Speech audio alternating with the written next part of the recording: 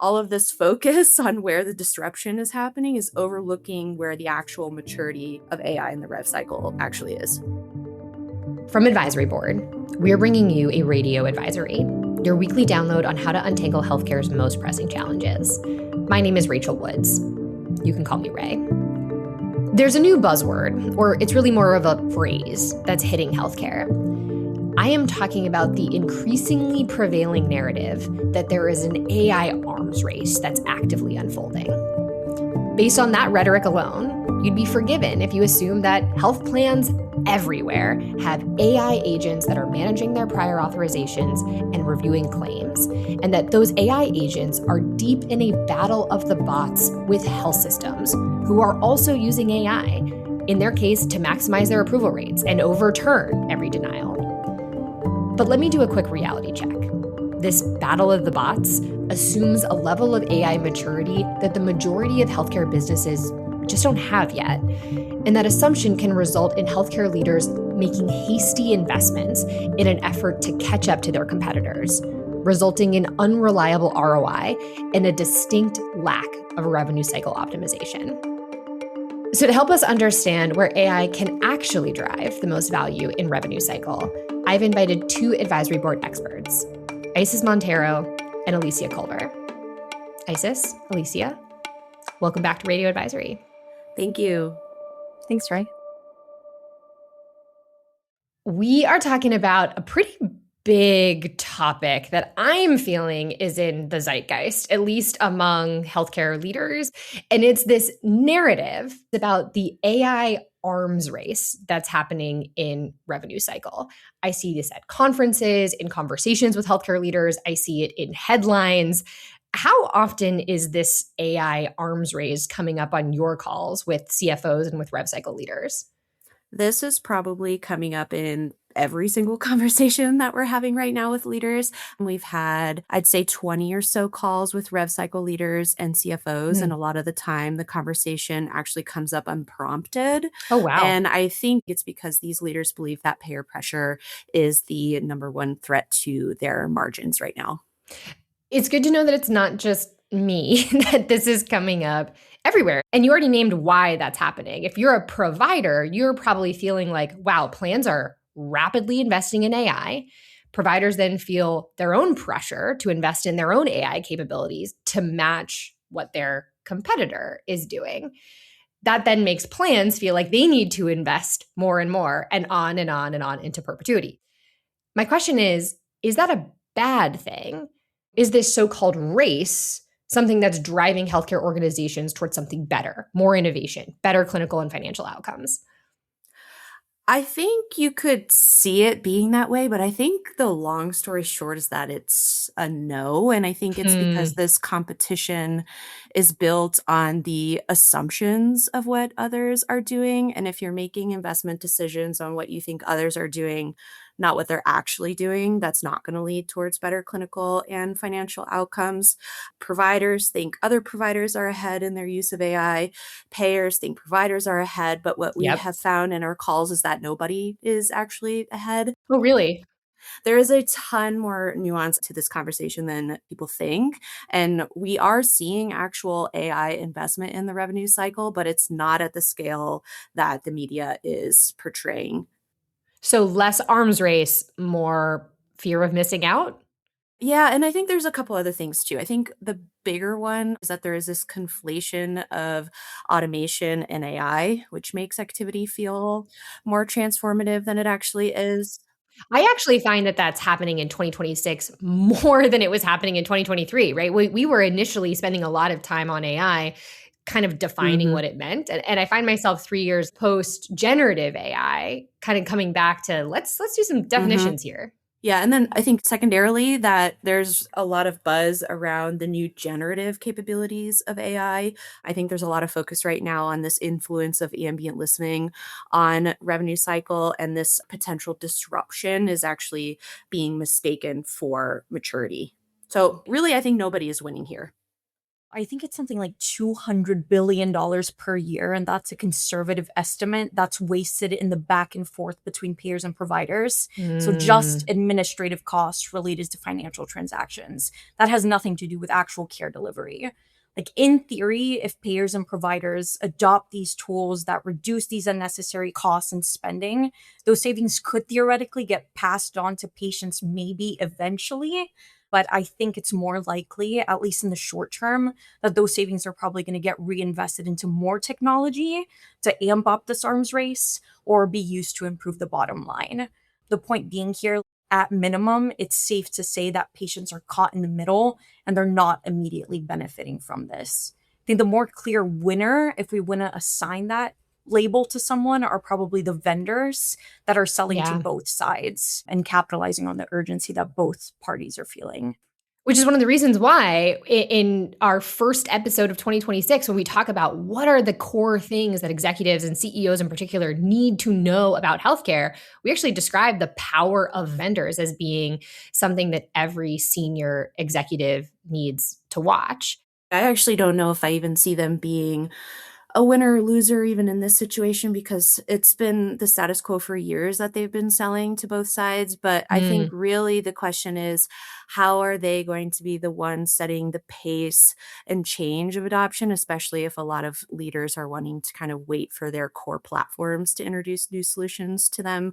That I think is the bigger, longer term thing to be looking at is maybe not who's the winner or loser, but how are they maybe going to be setting the pace and change of adoption. So I'm already coming to a takeaway in this conversation, and that is that the entire industry's framing around the arms race might not be entirely accurate, and it also might not be helpful. It might not be accurate because, again, it's more FOMO than actuality. And it might not be helpful because then when we talk about an arms race, we have to start talking about winners and losers. And we should actually be talking about how to make the system better. But I want to empathize with where leaders are actually coming from. And what's fueling the sense of that arms race is ultimately margin pressure. From the provider side, they're not just feeling margin pressure, they're feeling payer pressure, right? Their reimbursement is getting tighter. They're seeing more denials. So they are looking to their rev cycle, frankly, appropriately, as a line of defense against margin erosion. But I'm already starting to hear you say, hey, AI is not going to be able to deliver on the transformational gains that we hope for, at least not in the near term. So, how do you want leaders to be thinking about rev cycle optimization? I think that, and this is consistent with what we've been saying since before this AI boom, which is don't chase products, chase problems.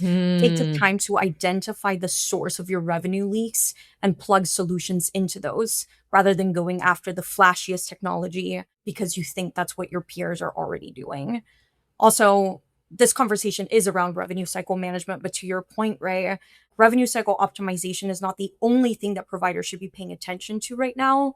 It's one component of what we think should be a broader, more comprehensive approach to margin management that also elevates workforce productivity and stability, clinical and operational efficiency, and strategic growth and access. Hmm.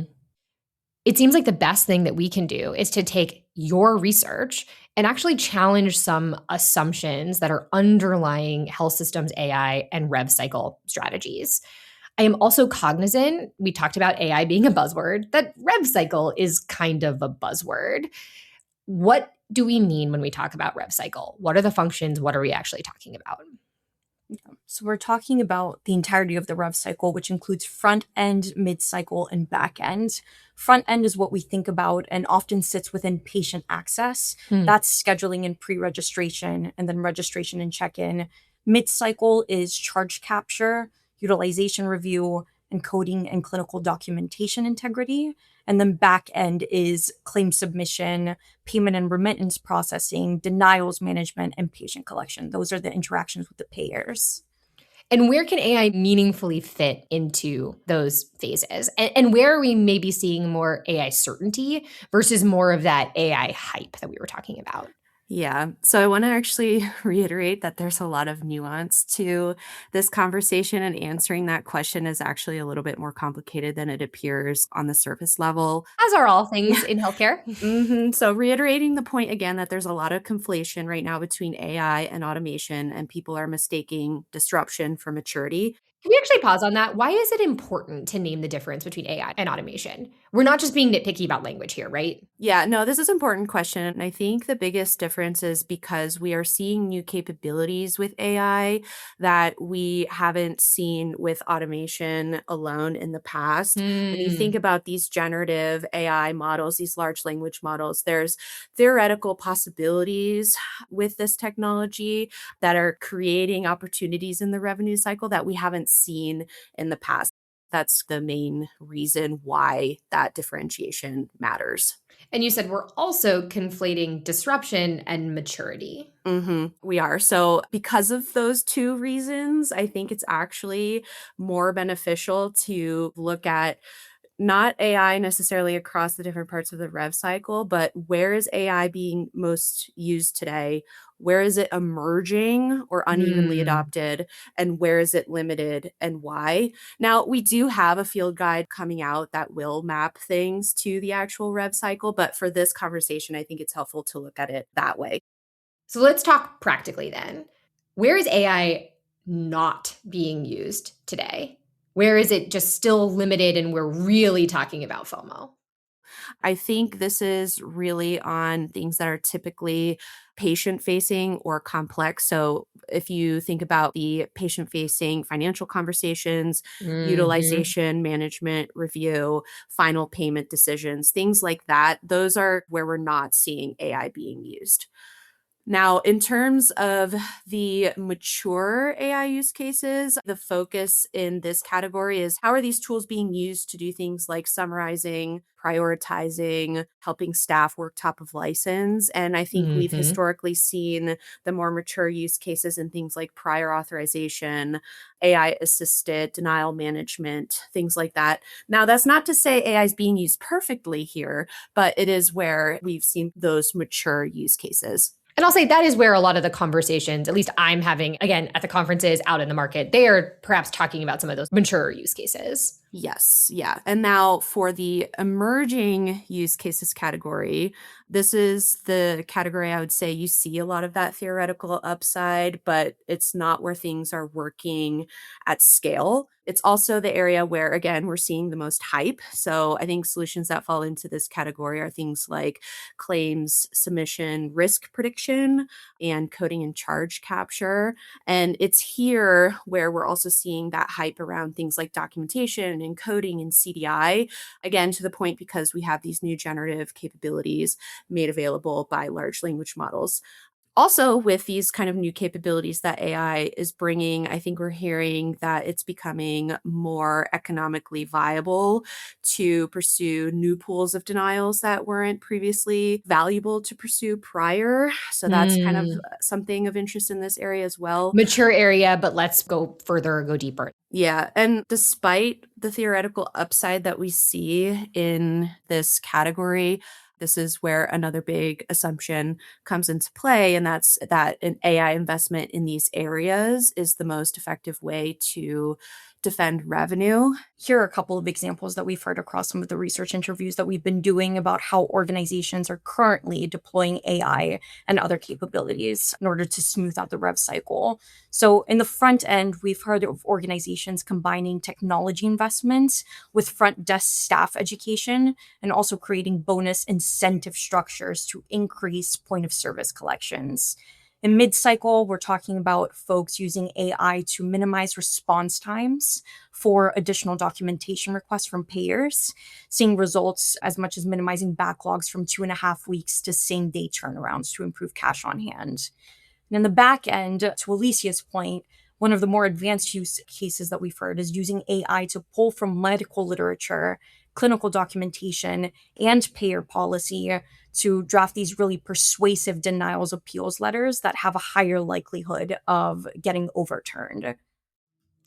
So, what I'm hearing from the examples that ISIS just gave is that AI does have the potential to reduce work, prevent avoidable revenue loss.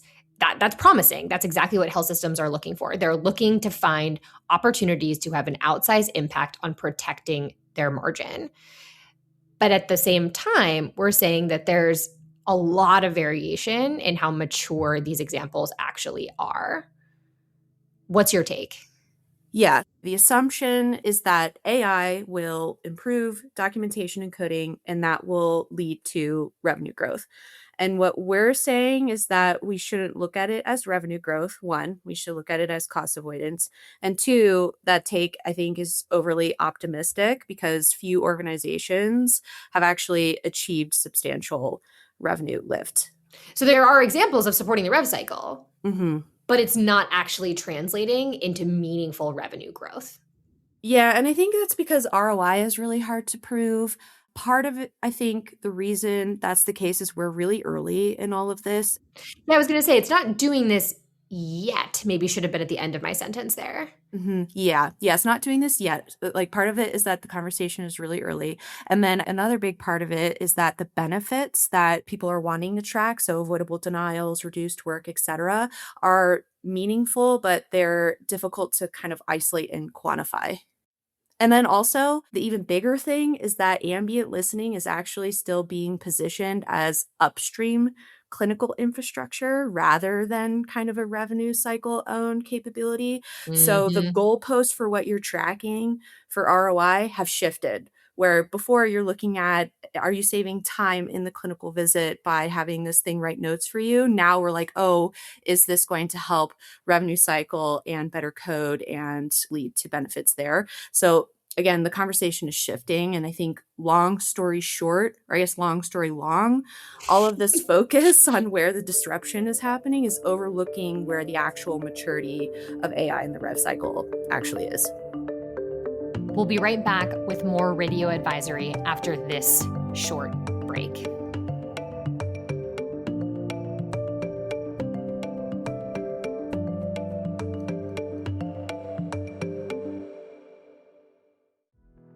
Healthcare is transforming, and leaders are navigating more uncertainty than ever. Advisory Board is here to help your organization meet this moment and build the resilience needed for what comes next. In 2026, we're bringing executive teams together at 4 exciting summit destinations. Our 2-day agenda is packed with insights into the market landscape, strategy, care delivery, technology priorities, and more. You'll work directly with Advisory Board experts and your peers to prepare your organization to thrive now and into the future. To learn more about Advisory Board's 2026 summits and agenda, click the link in this episode's show notes. You're listening to Radio Advisory. I'm Rae Woods. I'm doing something that's very unfamiliar and uncomfortable for me as a person and as a podcast host, which is teetering between optimism and pessimism. And on the one hand, I am hearing that for real revenue growth, AI in the rev cycle, probably not there yet. But I'm also hearing some success stories, right? ISIS, you named them. So the more specific question I want to ask is, what is the real near-term opportunity for AI in the rev cycle? I think the real value of AI in rev cycle is lowering costs by improving administrative burden and using it to improve operational efficiency. The examples we called out earlier related back to prior auth support, real-time eligibility check, denials management, etc. And there's so much, I think, low-hanging fruit that providers shouldn't be overlooking, I would say, kind of in that front end of the revenue cycle. I do just want to emphasize, especially with the front and the back end, which do have more to do with those sensitive financial conversations that Elysia had pointed to earlier. This looks like educating your front desk staff about how to ask patients for money to improve point of service collections, or educating patients about how to retain their Medicaid coverage eligibility and connecting them to community or financial counseling resources to mitigate coverage churn, or answering difficult questions about a bill that a patient gets. There's still this human element that can't be entirely replaced by. That's what I was just going to say, Isis, because I totally hear you on, we love to start with a low-hanging fruit anywhere. We want to start with what are the easiest opportunities. And again, the opportunities are less on revenue growth and more on preventing margin erosion. But the example you just gave was not a tech example. Certainly not an artificial intelligence example, right? Educating front desk staff. Yes, I think there is this education and this trust building component that absolutely can't be ignored when you're implementing this technology. We're also not seeing organizations outright replace their revenue cycle staff with AI because Yeah. there's still this understanding that a lot of these tools still require human oversight and a human to act as the final decision maker. Especially because there is clearly such variability in the maturity if we're looking at AI tools at different stages of the life cycle. Yes, what they are doing are leveraging these tools again to augment workforce capability and productivity, especially in light of projected staffing and expertise shortages, which are particularly salient in the rev cycle because of mass retirements and high turnover rates. So it alleviates the burden, but it does not replace the workers in the rev cycle. But is it something that can help then stabilize the workforce, right? We think about financial goals. One of them is reducing costs. A way to reduce costs is by reducing headcount. I hear you on, we're not at robots replacing humans yet in rev cycle, but is there an argument to be made that strong, mature AI tools can help stabilize the workforce? Yes. And lowers cost to collect, makes it cheaper for providers to get reimbursed for the services that they've already delivered.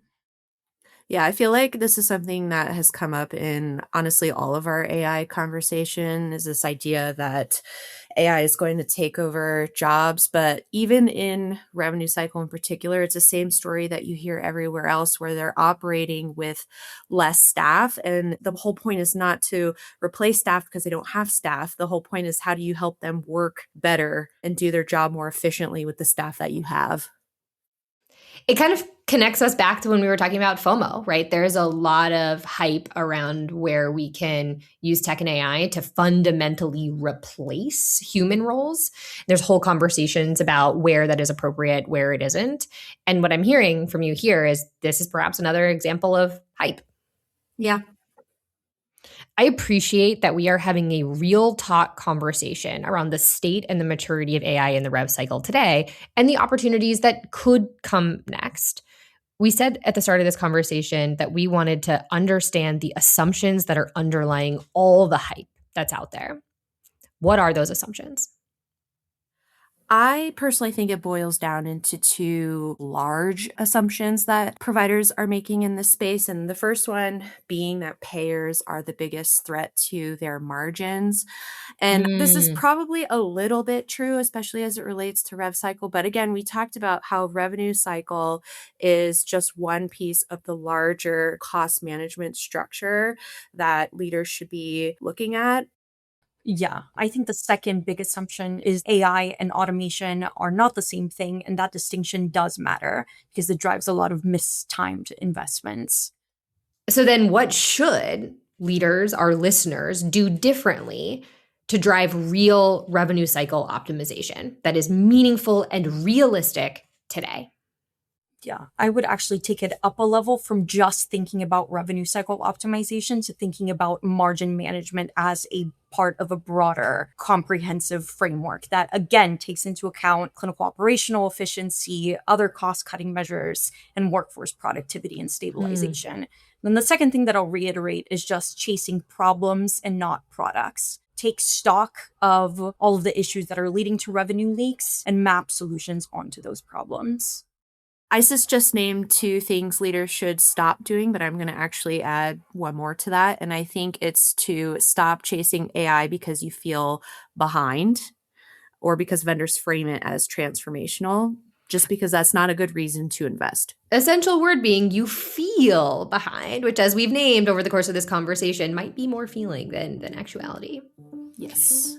So then what do you want our listeners to start doing?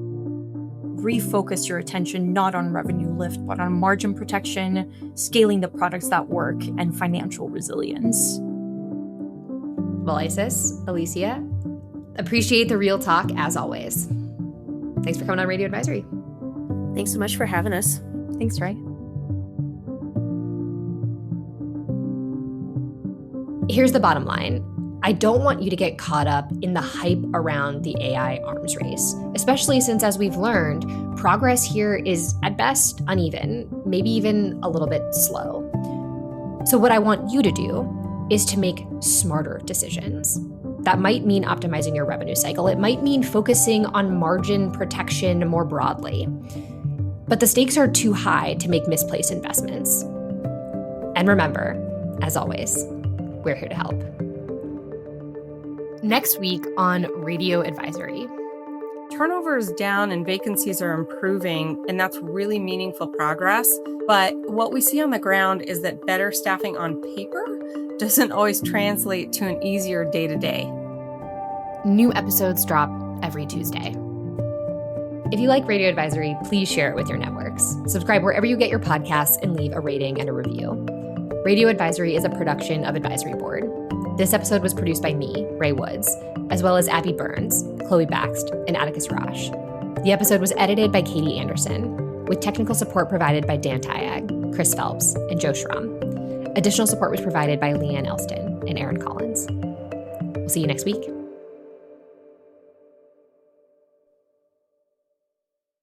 Did you get a haircut? It looks so good, and I've just wanted to say this whole time.